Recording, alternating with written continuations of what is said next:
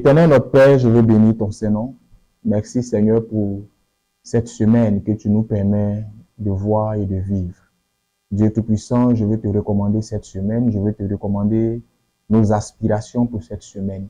Toi qui nous connais mieux que personne, viens et prends contrôle de cette semaine et selon la mesure de ta volonté, porte nos attentes, porte nos aspirations les plus sincères à exaucement. Je prie que tu éloignes de nous tout ce que l'ennemi prévoyait en cette semaine et que ces pièges contre nos vies soient déjoués au nom de Jésus. Béni sois-tu parce que tu le fais, au nom de Jésus que j'ai prié. Amen.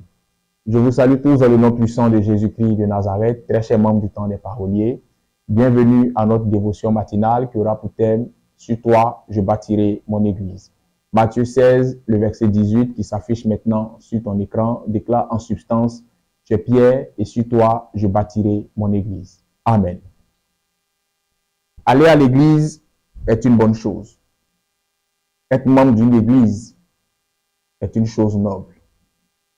Mais contribuer à la construction de cette église, au sens propre et au sens figuré du thème, est une chose encore plus meilleure.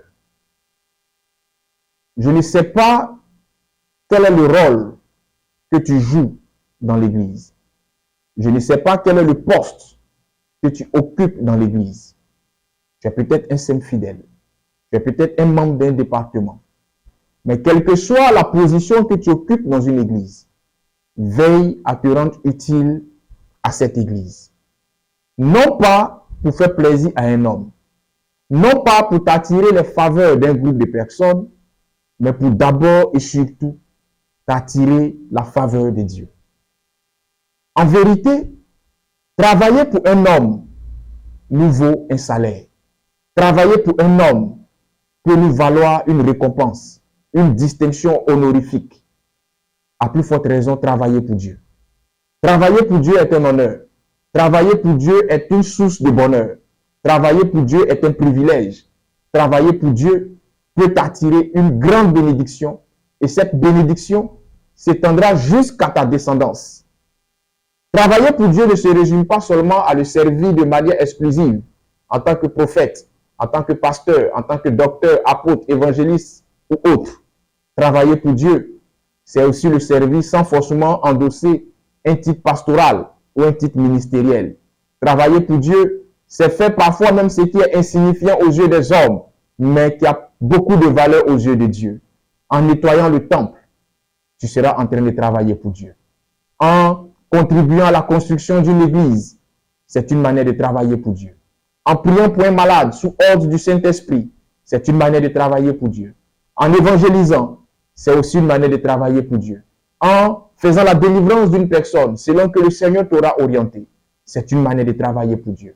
En soutenant l'œuvre de Dieu, en prenant soin des serviteurs de Dieu, en payant ta dîme, en faisant des offrandes spontanées, sans murmurer, c'est une manière de travailler pour Dieu. En vérité, nous sommes tous des serviteurs de Dieu qui nous ignorons. Nous sommes tous des serviteurs de Dieu en miniature. Ne pense pas que tout doit reposer sur les épaules de ton pasteur. Ne commets pas l'erreur de croire que tout doit être fait par le pasteur, mais tout doit être fait par tout le monde, parce que cette affaire nous concerne tous. Toutefois que tu seras en quête de bénédiction, mets-toi au service de Dieu. Et au-delà même de la quête de bénédiction, parce que tu aimes le Seigneur, parce qu'il t'a sauvé et il a ramené ta vie, il t'a ramené de la mort à la vie. Pour ce que le Seigneur fait pour toi au quotidien, il mérite que tu le serves.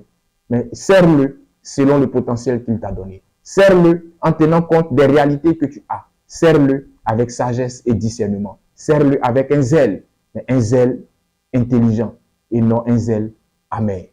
Je prie que le Seigneur te donne la bonne compréhension des choses et que le Seigneur te dispose à être cette pierre sur laquelle il bâtira son église. Que le Seigneur fasse de toi un pilier déterminant pour son église. Que tu sois un facteur de construction et non un facteur de destruction de l'église du Seigneur.